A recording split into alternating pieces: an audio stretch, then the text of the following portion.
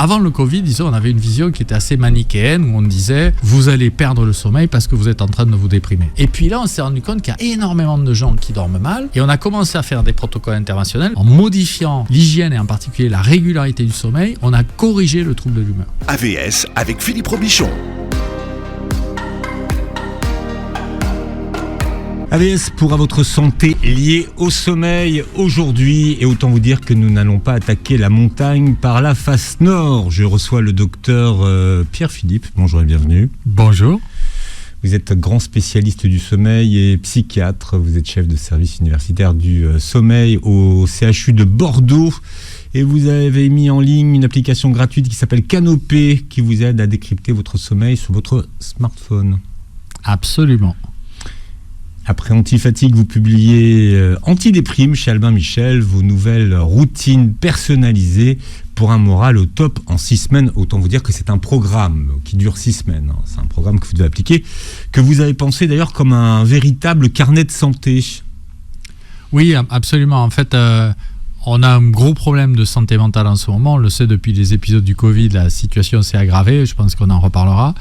Et donc, il y a un enjeu autour de la prévention en santé mentale. Donc, on connaît très bien la prévention pour les maladies métaboliques, pour les maladies cardiaques. La santé mentale, c'est plus nouveau. Donc, c'est l'objet d'Antidéprime, c'est justement de donner des clés personnalisées pour se prévenir des troubles d'humeur et puis aussi pour refaire un peu un état des lieux, pour tordre le cou à quelques fausses vérités qui circulent sur les réseaux sociaux et qui potentiellement nous permettront d'aller mieux. Et sur le sommeil, derrière votre livre, il y a d'ailleurs un message de santé publique.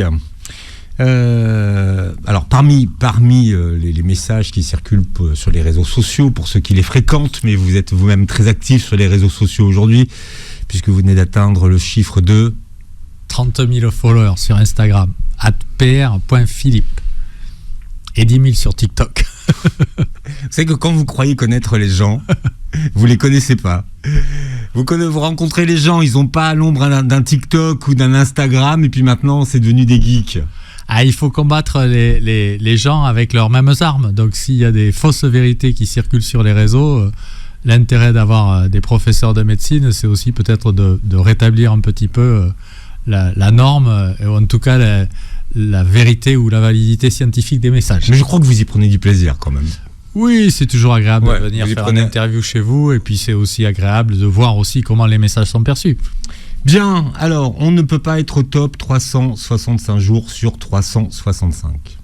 Oui, alors ça c'est un premier élément important qui me tenait vraiment à cœur, parce que il y a autour des réseaux sociaux et aussi dans les éditions, avec les livres qui vous prônent 365 jours de succès par an. Soyez la meilleure version de vous-même pendant 365 jours. Voilà, c'est une contre-vérité biologique, c'est-à-dire que physiologiquement, on a des moments où on a des coups de mou, qui sont tout à fait physiologiques. On a des moments où on a des épisodes de top qui sont aussi physiologiques, et le propos, en tout cas le bon sens, c'est de garder des fluctuations dans une norme limitée. Le fait de vouloir à tout prix rester au-dessus de la normale en permanence, c'est très dangereux pour 2 raisons. La première raison, c'est parce qu'on se fixe des objectifs inatteignables, c'est-à-dire on ne va pas tout le temps toujours être beau, bronzé, en forme, avec une pêche d'enfer. Et puis d'autre part, c'est aussi parce que c'est une contre-vérité par rapport à notre fonctionnement, c'est-à-dire il y a des moments où notre corps il a moins faim, il a plus sommeil. Il y a des moments où notre humeur fluctue, on le verra, on en parlera, parce qu'il y a des cycles aussi au cours de l'année pour être plus ou moins déprimé. Et donc c'est important de les comprendre et de mettre en place des amortisseurs biologiques, c'est le propos du livre, avec entre autres le sommeil, l'activité physique et la nutrition, pour réduire justement ces amplitudes. Donc ça, c'est les 3 piliers. Une fois qu'on a compris ça, on a compris les 3 piliers de votre méthode. Alors, c'est les piliers. Après, la façon dont on va les utiliser, les implémenter, c'est un peu l'innovation du livre, c'est-à-dire que ça ne marche pas comme pour le poids ou pour le risque cardiaque. Il y a des règles propres, et on va y revenir dessus, qui sont assez adaptées justement à votre moral. Donc vous dites qu'on ne peut pas être au top 365 jours par an, et que pour le moral c'est la même chose. Et en tant que psychiatre et neurophysiologiste, eh bien, il vous est apparu important d'analyser les différentes dimensions de notre morale. Alors, quels sont les 3 déterminants qui composent notre morale ? Alors, peut-être, Philippe, avant, ce qu'on peut essayer de faire pour clarifier le propos à nos auditeurs, c'est de faire la différence entre ce qu'on appelle la déprime et la dépression. Ah, c'est vous qui faites l'interview. Moi, non. Je voulais commencer sur le moral, parce que tous les gens qui vous ont interviewé, ils ont commencé par la déprime et la dépression. Ok. Mais si vous voulez, on peut commencer par la déprime et la dépression. Mais en fait, finalement, quel est le mauvais moyen d'aborder la déprime ? Je pense que déjà, c'est quand même assez intéressant de définir qu'est-ce que c'est que la déprime, on va dire au sens normalité du terme, par rapport à la dépression où il faut enclencher les rétrofusées, si vous me passez l'expression. Donc, je pense qu'un premier débat, c'est de dire jusqu'à quel point c'est normal, par exemple, de mal dormir, de se sentir triste, pas avoir envie de voir les gens. Ça, ce premier niveau-là, je pense qu'il est important à communiquer, et c'est en fait un ensemble de symptômes qui doivent être présents moins de 3 fois par jour et moins de 15 jours d'affilée. Donc ça veut dire vous avez le droit d'être triste 1 ou 2 jours quand vous allez retrouver votre patron que vous n'aimez pas forcément, ou quand vous avez eu une mauvaise nouvelle avec votre petit ami. Mais par contre, si ça s'installe dans le temps, et surtout si les symptômes s'additionnent, c'est là où il faut allumer le warning. Donc là, c'est de la déprime chronique. Donc ça, c'est la dépression, tel que le manuel le décrit, le manuel psychiatrique américain, le DSM-5. Et donc, en fait, ce que veut faire Antidéprime, c'est vous permettre de mieux vous évaluer, on y reviendra justement avec votre question, pour dire à quel moment il faut vraiment renforcer ces 3 piliers biologiques qui vont faire que ça préviendra l'entrée dans la dépression. Bon, pour ce livre, vous avez conçu un outil nouveau, puisque vous avez conçu une échelle de la déprime. Qu'est-ce qu'elle évalue, cette échelle de la déprime ? Alors, très schématiquement, il y a plein d'échelles de dépression qui sont validées au niveau médical, qui sont d'ailleurs pas des outils diagnostiques, mais qui sont plutôt des outils de suivi.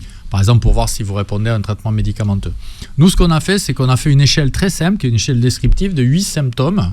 Mais là, on ne parle pas de dépression, on parle de déprime. Alors, l'échelle vaut pour les deux. D'accord. Simplement, c'est l'intensité, c'est-à-dire le nombre de symptômes et la durée qui va vous ranger dans une catégorie ou dans l'autre. Donc, si vous faites ce tout petit questionnaire de 8 questions qui porte sur votre sommeil, sur votre morale, sur votre anxiété, sur votre appétit, vous allez pouvoir vous catégoriser, et si ensuite vous additionnez en fonction de la fréquence de ces symptômes, vous pourrez déjà avoir une ligne de savoir où vous en êtes. Parce qu'un des points importants, c'est que quand on commence à perdre pied, les gens ne savent plus très bien s'ils sont dans la norme ou s'ils sont en train d'engager et de se mettre dans le bas-côté. Donc cette idée-là, l'idée phare, c'est de dire assez rapidement, déjà faites un état des lieux. Et bon, vous savez que je suis un grand amoureux du sommeil, donc il y a aussi des échelles sur l'insomnie et sur la somnolence, parce que ça peut être une échelle sur la sévérité de nos insomnies. Oui. Ça, c'est une échelle validée canadienne, internationale. Qui existe, c'est pas vous qui l'avez inventée. Une échelle de la somnolence, pareil. Ouais. Et une échelle de la fatigue aussi, parce qu'en fait, il y a des formes masquées de dépression qui se manifestent beaucoup par une altération du sommeil et une fatigue. Or, dans la dépression, une dimension importante, c'est la tristesse. Donc, c'est aussi important de s'évaluer pour savoir si on est un petit peu au bout du rouleau, fatigué, ou si au contraire, on est vraiment en train d'engager un trouble d'humeur. Bon, la déprime, elle est normale. Disons que des fluctuations d'humeur qui peuvent conduire à des symptômes de déprime, d'accord, assez modérés et passagers, c'est normal. Il ne faut pas paniquer. Il faut y être attentif parce que bon, c'est une altération de la qualité de vie. Quand vous n'avez pas le moral, c'est quand même pas top. Mais il ne faut pas se jeter d'un pont en disant « ma vie est finie ». Si vous rentrez dans l'autre catégorie, il faut faire attention parce que comme c'est un trouble chronique, on peut s'aggraver et puis après on peut avoir besoin d'aller consulter un médecin. Le propos d'Antidéprime, c'est de prévenir cette étape-là, bien sûr. Mais la déprime, ça fait partie de l'état naturel, en fait.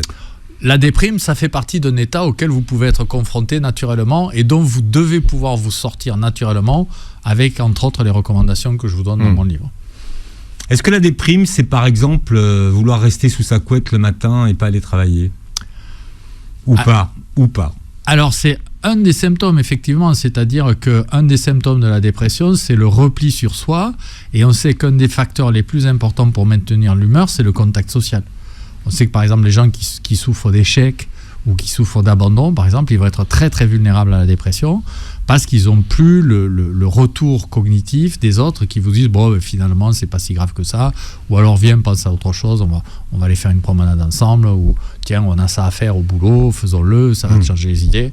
Donc c'est pour ça que c'est aussi important de garder ce lien social, et il faut être attentif à ça. Une des parties du livre, du programme justement, c'est de choisir en amont, en anticipation un petit peu ce qui nous ferait très plaisir de faire, et de le noter et de s'abstenir, de s'astreindre, à avoir un programme le plus modeste qui soit, mais le plus suivi dans le temps. Parce qu'on peut avoir une fois de temps en temps, ne pas envie d'aller travailler et de rester dans son lit. Oui, mais pas avoir envie de travailler, c'est pas de la déprime. Pas avoir envie de travailler, non, mais de rester sous sa couette et pas se lever. Il fait froid, il y a du brouillard. Bien sûr. Non, c'est un des éléments importants de la dépression, c'est ce qu'on appelle, nous les psychiatres, l'émoussement affectif. C'est-à-dire, à un moment donné, c'est comme si votre couteau n'était plus tranchant et vous abordez la vie, vous voyez, en étant dans une espèce de coton insipide où vous vous désengagez. Ça, c'est un signe très fort où vous perdez l'envie, vous voyez, les aliments ont moins goût, vous voyez un film, ça vous fait moins plaisir qu'avant. Cet émoussement affectif, c'est un marqueur très fort de la dépression. Mais la déprime et la dépression, les gens font souvent, et on confond souvent ces deux notions. La déprime, c'est pas une maladie. La déprime, c'est un état qui peut, s'il se perdure, prolonger et rentrer dans une maladie. D'accord ? C'est un petit peu comme si à un moment donné, vous variez votre poids entre l'été et l'hiver, et puis tout d'un coup, vous n'arrivez plus à perdre du poids en été. Et puis vous allez accumuler 5, 10, 20, 30 kilos et vous allez rentrer dans l'obésité. La déprime, c'est un petit peu pareil. C'est cyclique. Vous savez, à l'époque où il n'y avait pas de médicaments, il y avait des gens qui mouraient de chagrin d'amour. En fait, c'était des états dépressifs. Mais si les gens ne se suicidaient pas, parce que c'était des rois ou des nobles qu'ils étaient entourés, ils guérissaient. Et ils guérissaient parce que biologiquement, l'humeur, elle fluctue et on peut être très très dépressif et guérir sans traitement. Il y a des maladies, vous savez, le trouble bipolaire, c'est une maladie très particulière où les gens ont des accès où ils sont hyper heureux et puis des accès où ils sont hyper tristes et ça fluctue sur un rythme complètement biologique, tout à fait étonnant. On comprend mieux d'ailleurs les mécanismes biologiques liés à l'inflammation, on en reparlera après. Ce qu'on appelait les maniaco-dépressifs auparavant. Exactement. Maintenant, c'est bipolaire. Bon. Voilà. C'est un peu mieux décrit, et puis surtout, on a compris quels étaient les mécanismes centraux qui conduisaient à ça. C'est une inflammation du cerveau qui fait que vous allez avoir les neurotransmetteurs qui ne fonctionnent plus exactement dans les bonnes cases. Alors, quel lien entre le sommeil et la déprime ? Alors, très bonne question. Parce que votre spécialité, vous, c'est le sommeil, on va dire. Voilà, mon premier amour et mon exercice quotidien, c'est le sommeil, mais je suis psychiatre et en fait, ce qui s'est passé, c'est qu'on a compris qu'il y avait une évolution, en particulier à partir du Covid, entre la fréquence des plaintes de sommeil et la fréquence des plaintes d'anxiété et de dépression. C'est-à-dire que au moment avant le Covid, disons, on avait une vision qui était assez manichéenne où on disait vous allez perdre le sommeil parce que vous êtes en train de vous déprimer. Donc c'est la dépression qui vous fait perdre le sommeil. Puis là, c'était la cause, donc. Exactement. Bon. Et puis là, on s'est rendu compte qu'il y a énormément de gens qui dorment mal et on a commencé à faire des protocoles interventionnels. Nous, on a publié un papier dans Sleep, dans une revue américaine en 2023, où en modifiant l'hygiène et en particulier la régularité du sommeil, on a corrigé le trouble de l'humeur. Donc on commence à avoir un regard physiopathologique, de mécanismes différents et innovants en disant en fait, le sommeil, ça peut contribuer à aggraver un trouble de l'humeur, en particulier par ces boucles inflammatoires de bas grade centrales qui contribuent justement à aggraver le trouble de l'humeur. Donc ça, c'est très nouveau. Donc voilà, c'est très imbriqué finalement. Oui, et puis surtout, ça ouvre des pistes importantes parce que ça veut dire qu'en agissant sur vos déterminants biologiques, comme l'activité physique ou le sommeil, vous allez vraiment avoir, et là, publication à l'appui, une efficacité thérapeutique. C'est-à-dire vous pouvez traiter la dépression avec des comportements biologiques. Ça, c'est aussi très nouveau. Et sans médicaments. Et sans médicaments. C'est ça qui est en considérant quand même que nous, on a tendance à penser maintenant que les comportements, c'est une forme de médicament. Si vous avez une bonne hygiène du sommeil ou si vous avez une alimentation équilibrée ou une activité physique, pour le fonctionnement global de votre organisme, c'est un instrument thérapeutique. On profite de la venue à Paris du docteur Pierre-Philippe, qui d'habitude sévit à Bordeaux. Vous avez parlé tout à l'heure de l'hygiène du sommeil. On parle aujourd'hui de plus en plus d'hygiène du sommeil. Quelles sont les bases de cette hygiène du sommeil ? Alors, l'hygiène du sommeil, ça repose sur 3 déterminants, qui sont la régularité, la durée et la qualité du sommeil. On s'est beaucoup obsédé sur la durée, probablement à cause un peu des marchands de médicaments de sommeil qui visaient à vous promettre une augmentation de la durée de sommeil. Maintenant, on a de plus en plus de données qui montrent que la régularité, c'est un facteur très important pour 2 raisons. La première, c'est qu'elle est très perturbée dans nos sociétés modernes. Il y a un phénomène qui s'appelle le jet lag social, qui est le décalage des rythmes entre la semaine et le week-end, qui aggrave massivement la régularité du sommeil. Et la deuxième, c'est que si vous avez une mauvaise régularité du sommeil, ça impacte sur votre durée. Par exemple, si vous vous levez très tard le week-end, il va être quasi impossible de s'endormir tôt le dimanche soir. Donc on rentre dans un cercle perturbateur qui combine trouble du rythme et trouble de la durée. Donc régularité, la durée, bon, on le sait. Régularité, ça veut dire que... Alors, par exemple, nous, on donne une consigne comme ça qui peut paraître un peu rigide, mais si vous vous levez tous les jours à la même heure, vous avez un élément de garantie très important de qualité de durée. Pourquoi ? Parce qu'en fait, en vous levant à la même heure, vous allez à peu près conserver une durée égale d'éveil. Il ne faut jamais se coucher avant 17 heures d'éveil, donc mettons 7 heures du matin, 23 heures. Et donc votre corps, il va apprendre à avoir une pression constante et régulière, et ça, c'est ça qui va provoquer un endormissement naturel. Si au contraire, vous variez en permanence vos horaires de lever et de coucher, votre corps, il va être perdu.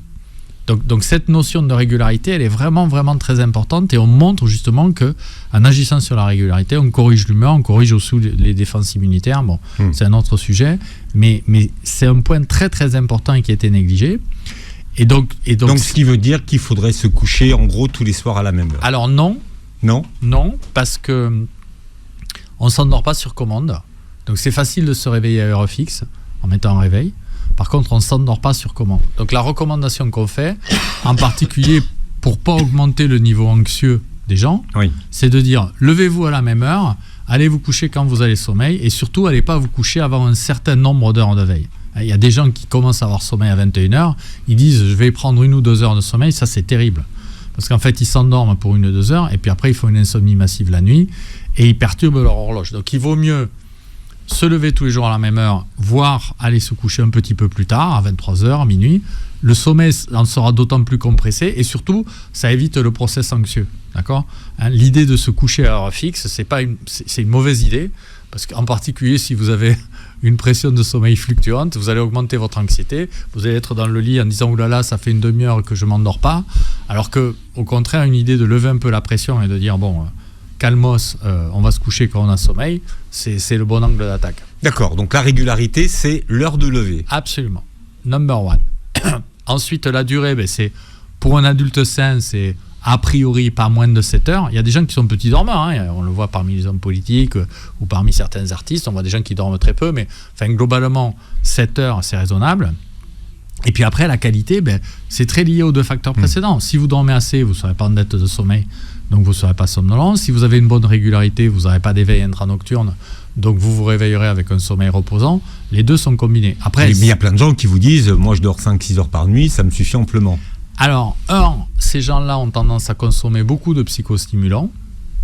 C'est ce qui ressort de nos études. Ce que vous appelez les psychostimulants, c'est... ça va de la caféine aux boissons énergisantes, en passant dans des substances plus ou moins licites. Enfin, vous avez vu les consommations de caféine, de cocaïne qui ont massivement augmenté. Là, il y a eu des publications récentes. Je crois que c'est lié à la fatigue, ça. Alors, il y a malheureusement pas mal de gens qui maintenant utilisent justement ces substances illicites pour travailler.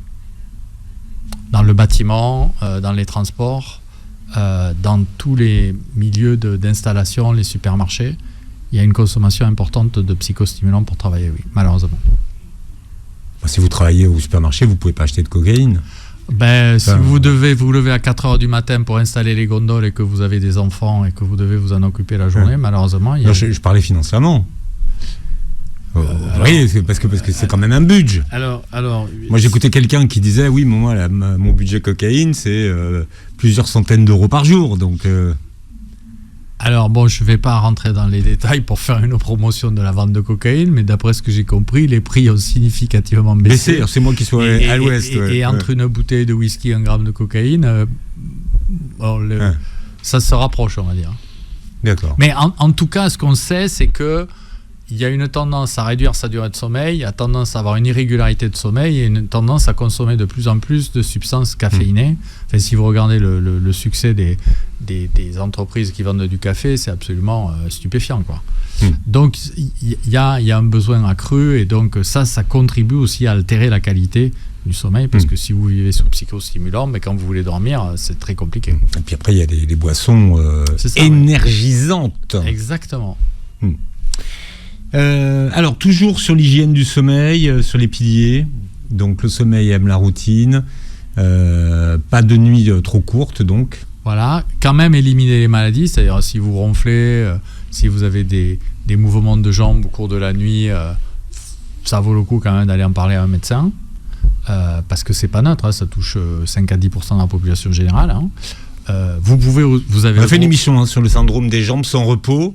C'est très très pénible, surtout pour celui qui essaye de dormir à côté. Par exemple, oui. Alors, et en plus, celui qui en souffre, généralement, il est obligé de se relever pour bouger la nuit parce qu'il devient fou. C'est une maladie complexe. On en voit aussi dans les centres de sommeil parce que les gens ne dorment pas, mais c'est une maladie compliquée. Ouais. Mais le message, c'est que si vous restaurez une bonne régularité et que vous avez une durée suffisante et que votre sommeil n'est pas satisfaisant, ça vaut le coup d'aller consulter dans un centre de sommeil, effectivement.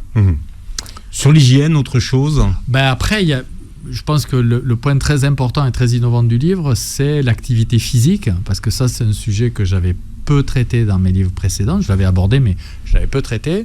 Et là, l'élément très intéressant, c'est que contrairement aux problèmes métaboliques ou cardiovasculaires, ou en première intention, on vous dit nutrition, activité physique, là, on a des études, mais vraiment très très robustes, parce que c'est des méta-analyses sur plusieurs milliers de sujets, où on montre qu'à partir de 5 minutes, on commence à avoir une action antidépressive. Alors 5 minutes d'activité physique par jour. Ouais. Donc ça veut dire si le matin je me lève et que je marche 5 minutes, ça suffit. Exactement. C'est-à-dire à partir de 5 minutes, on commence à avoir un effet bénéfique.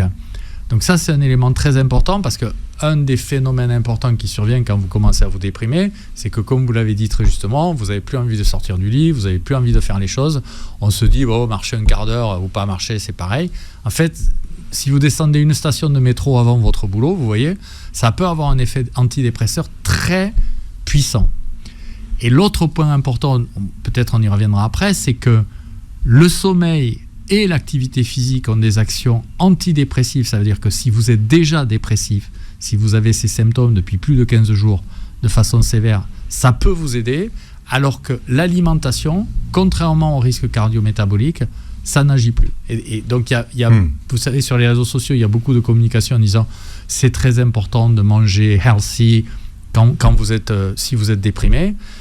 En fait, c'est très important de le faire avant d'être dépressif. Mais une fois que vous êtes dépressif, il y a eu des essais, y compris avec des yaourts, vous savez, enrichis avec des bactéries pour favoriser la promotion de libération de neurotransmetteurs. On ne citera pas de marque, mais il y a eu des essais contrôlés contre placebo qui ont montré une inefficacité chez les patients déprimés. Il y a des essais aussi qui ont été faits avec Maintenant, il y a de nouveaux essais avec des oméga 3 en complément de thérapie, mais par exemple, les essais qui ont été faits en seul avec des oméga 3 n'ont pas montré des résultats efficaces chez les gens déprimés. Donc, on est vraiment dans la prévention. Alors, c'est bizarre, moi je pensais que la dépression, ça faisait dormir. Alors, en fait, il y a deux sortes de dépression. Il y a à peu près 40% des gens dépressifs qui dorment trop. C'est ce qu'on appelle la clinophilie, c'est-à-dire ils passent leur journée au lit. La clinophilie. Ouais, c'est être amoureux d'être allongé.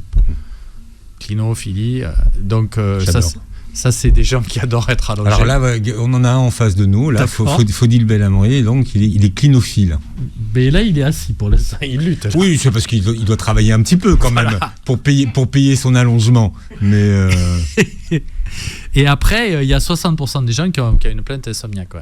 Mais en fait, il y a différentes formes. C'est les deux en fait. Oui. Ouais. Vous savez, il y a des dépressions qui sont très anxieuses, où les gens courent partout et ils se disent qu'est-ce qui va m'arriver. Et puis il y a des gens qui ont des dépressions plutôt léthargiques. Donc il y a plusieurs tableaux aussi autour de ce symptôme de dépression. Vous parliez de l'alimentation tout à l'heure, mais dans votre livre, vous avez ce qu'on appelle une alimentation antidéprime. Oui, préventive, absolument. Ouais. Avec des aliments antidéprime.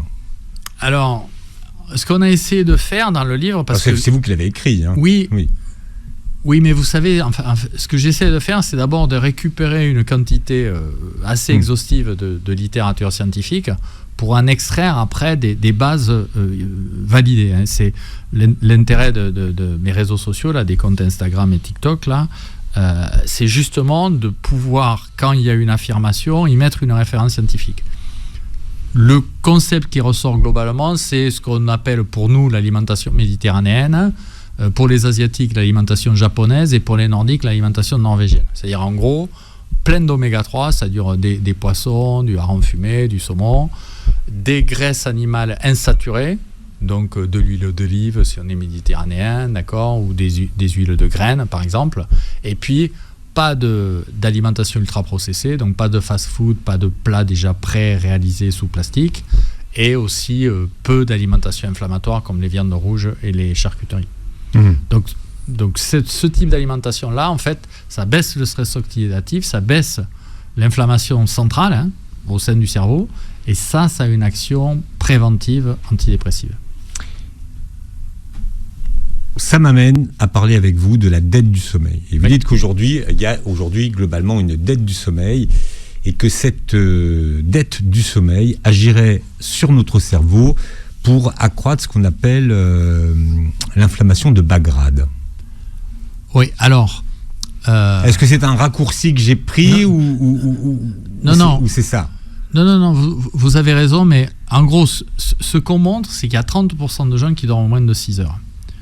Ce qu'on sait, c'est que statistiquement, il n'y a pas 30% de gens qui ont besoin de moins de 6 heures. C'est beaucoup plus faible. Il faut que les statistiques, en fait, quand on prend différentes populations, ça doit être à peu près 5% des gens qui disent que naturellement, ils sont parfaitement éveillés, ils n'ont aucun problème en dormant 7 jours sur 7, 6 heures. D'accord ? Donc là, on a un noyau de gens qui ne font pas bon, qui dorment moins de 6 heures. Après, qui ne dorment pas assez. Voilà.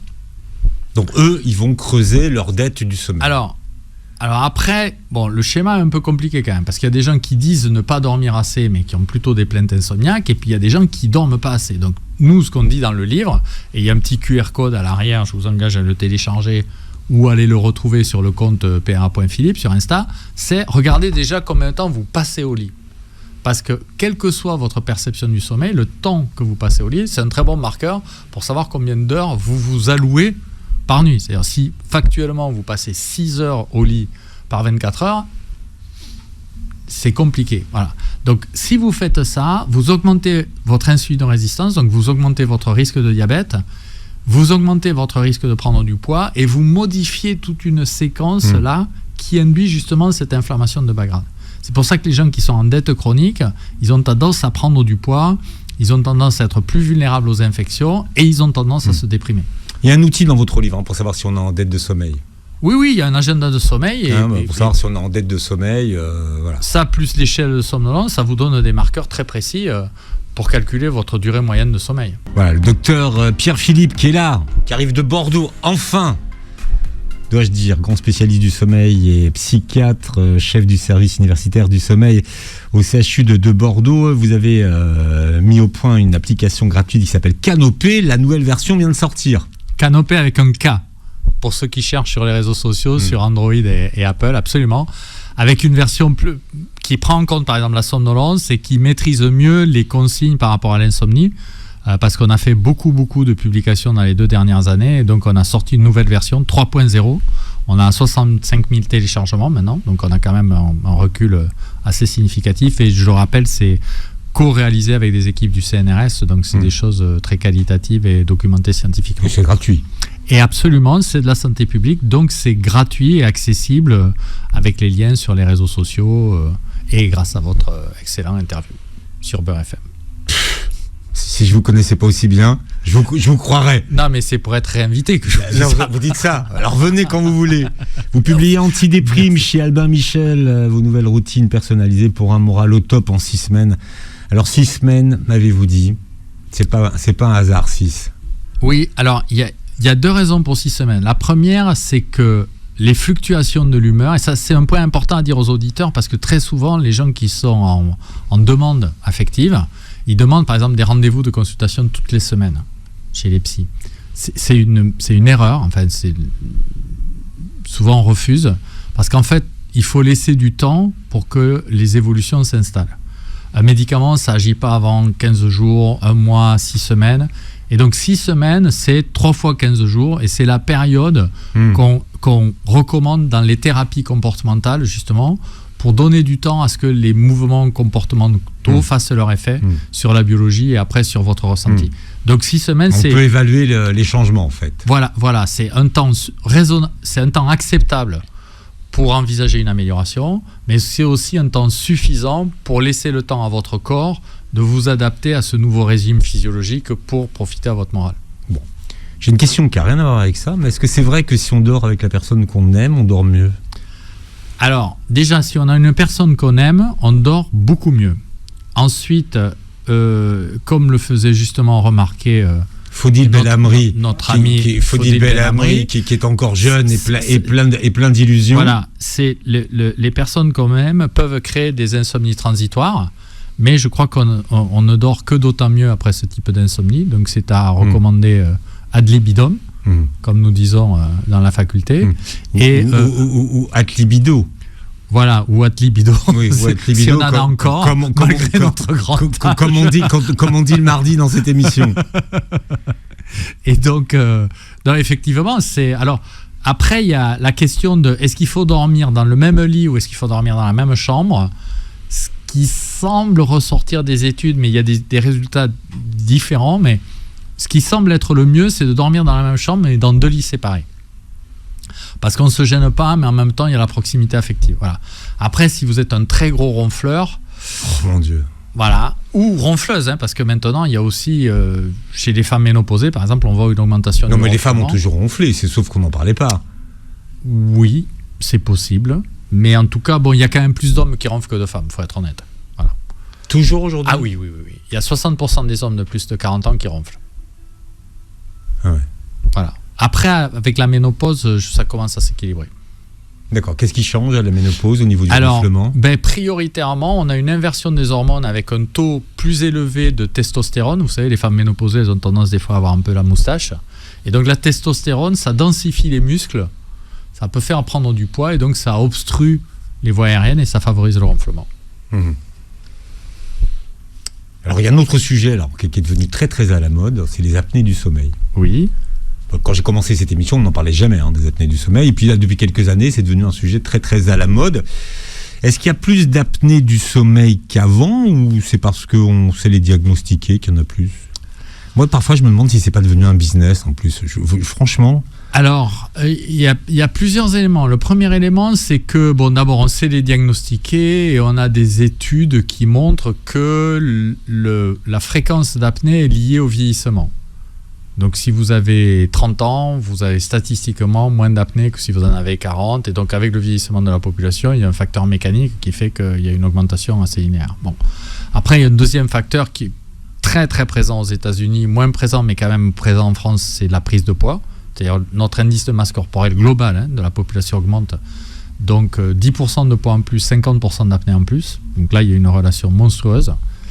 Et puis après, effectivement, c'est aussi un facteur qui est lié à la somnolence. Donc comme on a quand même fait beaucoup de communication autour de la médecine du sommeil, fort heureusement, on commence à identifier plus et on différencie justement le problème de fatigue du problème de somnolence. Et donc les gens viennent se faire diagnostiquer. Mais on estime qu'il y a quand même 10% de la population qui souffre d'un syndrome d'apnée, entre 8 et 10%. Donc ça fait beaucoup de monde. Alors après, quand je parle de business, c'est parce que comme c'est chronique, on vous colle des orthèses, des appareils respiratoires, voilà. Alors, et ça coûte une blinde.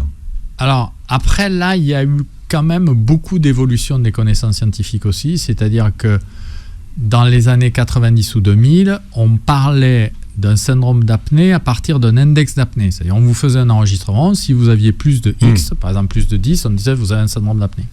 Ce qu'on a montré, c'est que ce syndrome, ce qu'on appelle ce biomarqueur-là, ce signal biologique-là d'apnée, seul, il n'a aucune valeur prédictive. C'est-à-dire, par exemple, on pensait que c'était lié au risque cardiaque, des infarctus, seul, il n'a aucune valeur. Par contre, quand il est associé à la somnolence, ça, c'est un facteur de risque avéré pour le diabète, pour le risque cardiaque. Donc déjà, quand on combine les apnées plus la somnolence, ça réduit très significativement. Si on prend que l'apnée, il y a une étude suisse, très bien conduite par Raphaël Heinzer, qui montre qu'il y a 50% de la population masculine qui a plus de 10 apnées par heure de sommeil, sans symptômes. Donc l'apnée seule, c'est extraordinairement fréquent.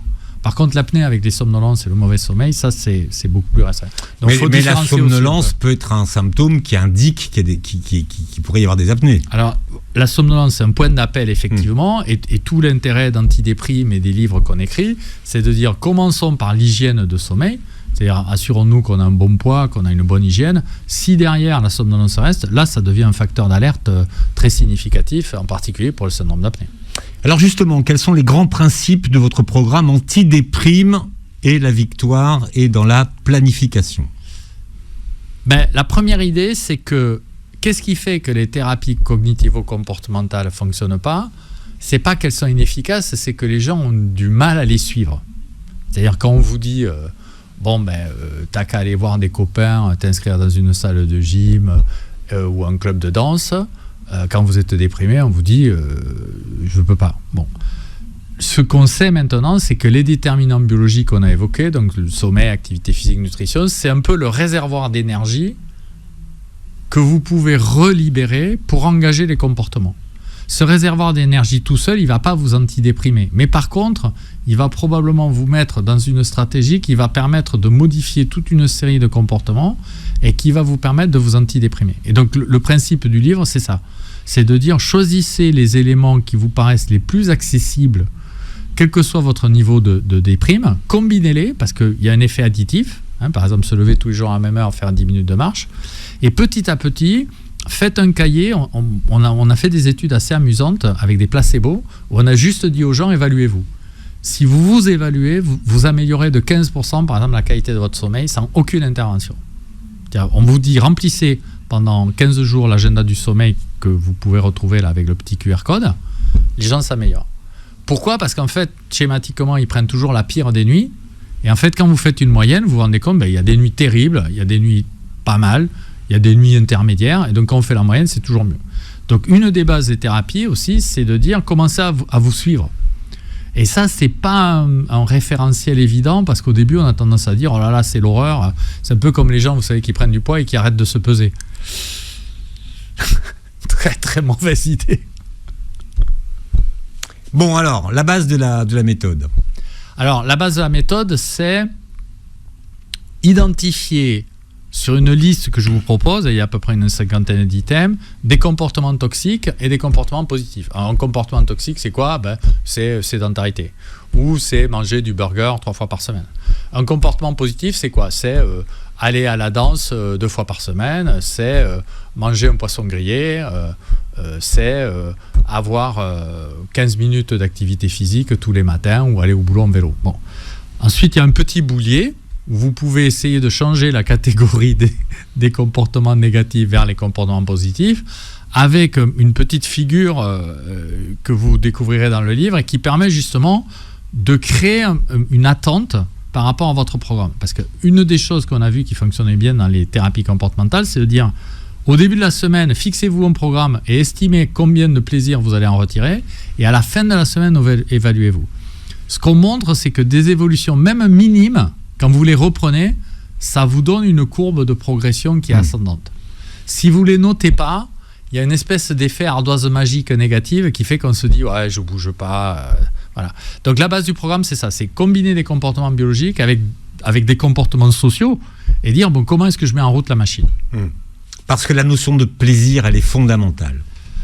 La notion de plaisir, elle est fondamentale et c'est aussi un driver très important des relations humaines. C'est-à-dire quand on va au boulot avec plaisir, quand on retrouve son ami avec plaisir, quand on retrouve ses collègues ou son prof de gym avec plaisir, c'est un élément d'engagement très très fort. Une fois qu'on a fait ça, comment est-ce qu'on reprend en main son sommeil ? Alors, le mieux, c'est d'abord de reprendre en main le sommeil avec la régularité, la durée, et puis en éliminant tous les facteurs, alcool, tabac, qui peuvent altérer la qualité. Et ça, c'est la voie de l'engagement pour les comportements. C'est dans cet ordre-là que c'est le mieux de prendre les choses. Et généralement, plus votre morale va bien, plus aussi vous avez une tolérance par rapport au ressenti du sommeil. Moins vous êtes anxieux, plus vous pouvez vous permettre une nuit de vous réveiller en disant bon, c'est pas trop grave, cette nuit c'est moins bien, demain ça ira mieux. Qu'est-ce que vous reprochez au Miracle Morning ? Alors le Miracle Morning, c'est plein de choses Alors c'est le fait, par exemple, de se lever plus tôt le matin, 2 heures plus tôt. pour avoir du temps pour soi, pour faire des choses. Voilà. Alors, le premier élément, c'est qu'il y a quand même un substrat du Miracle Morning qui vise à être ultra performant. C'est-à-dire, quand vous regardez les gens qui font le Miracle Morning, c'est des chefs d'entreprise milliardaires, c'est des Instagrammeurs qui ont je ne sais pas combien de centaines de milliers de followers, c'est des gens qui font 200 000 trucs à la fois, qui envoient des SMS à 3 heures du matin, CF certains de nos hommes politiques, voilà, et qui sont à l'épreuve des flammes. Voilà. Bon. On sait que c'est exactement l'inverse qu'il faut pour le cerveau. C'est-à-dire que moins vous dormez, plus votre cerveau il va être confus, plus vous allez faire des erreurs cognitives, plus vous allez être lent, plus votre jugement va être altéré. Donc déjà, c'est débile. Bon. Le deuxième point, c'est que c'est très mauvais pour la santé. Parce que si vous vous mettez en dette de sommeil, vous allez prendre du poids. Et puis ensuite, l'idée d'interdire votre cerveau de faire ce pourquoi il est programmé pendant son sommeil en le remplaçant par de la veille, c'est vraiment méconnaître complètement l'usage du cerveau. Parce que le cerveau, il marche bien que si vous dormez. Les apprentissages et l'amélioration des connaissances, le progrès cognitif, la mémorisation, ça a besoin de sommeil. Si vous n'avez pas de sommeil, de ça, vous le perdez. Mais pourtant, les gens ont l'impression d'être beaucoup plus productifs le matin, très tôt. Alors, ça, c'est très lié au chronotype. Il y a 3 chronotypes. Il y a des gens du matin, il y a des gens du soir, il y a des gens intermédiaires. Dans le livre, d'ailleurs, je mets une petite échelle pour se catégoriser. Les gens du matin, bien sûr, ils ont un grand plaisir. D'ailleurs, plus on vieillit. C'est 25, 25, 50. Ouais, à peu près, voilà. Donc 25 du matin, 25 du soir, et les autres sont moite-moite. Ouais, et après, plus vous vieillissez, plus quand même la catégorie matin augmente et la catégorie soir diminue. D'accord ? Mais si vous êtes du soir, c'est une horreur de faire votre déclaration d'impôt le matin, vous voyez, ou d'aller passer un examen. Moi, je suis très du soir. Quand il y avait les examens à 8h du matin, c'était à se tirer une balle dans la tête, quoi. C'était une horreur absolue. Et moi, j'avais des copains qui mettraient le réveil à 4h du mat pour réviser la NAT, vous voyez, ou la biochimie. Et moi, je bossais jusqu'à minuit ou 1h. Donc ça, c'est très génétiquement déterminé. Donc ça veut dire qu'on n'est pas tous plus productifs le matin, on ne fait pas plus de choses le matin. Absolument pas. Absolument pas. Et si on se donne plus de temps pour faire des choses avec un cerveau qui fonctionne moins bien, c'est très américain. Hein. Moi, j'ai travaillé aux États-Unis. Aux États-Unis, on passe un temps incroyable en réunion et c'est très, très peu productif, quoi. Nous, la vertu de la France, c'est qu'on travaille moins, mais on est très productif. Ça se discute. Il y a des études quand même qui montrent ça. Hein. À temps de travail égal. Ah, c'est bien, parce que vous êtes, tout le monde ne le dit pas. Hein. Ah écoutez, moi je peux vous garantir qu'au niveau productivité, on a un taux de travail avec 35 heures qui est aussi efficace qu'un taux de travail avec des durées beaucoup plus longues. D'ailleurs, aux États-Unis, ils prennent 7 jours de congé par an en moyenne, et nous on en prend 5 semaines, et il n'y a pas de modification si intense. Bien, le docteur Pierre-Philippe était avec nous ce matin. Je rappelle que vous publiez Antidéprime chez Albin Michel. Vos nouvelles routines personnalisées pour un moral au top. En 6 semaines, vous réécouterez l'émission en podcast sur beurrefm.net et sur les plateformes qui reprennent l'émission. Et vous verrez cette vidéo sur YouTube, sur la chaîne YouTube de Beurre FM et sur la chaîne du doc. Absolument, pr.philippe sur Insta et TikTok. Ouais, merci à vous. 30 000, vous verrez quand vous aurez 100 000. vous ferez du Miracle Morning. Moi, je vous dis, tiens. Merci d'avoir été avec nous. Passez une très belle journée. Santé sur Beurre FM.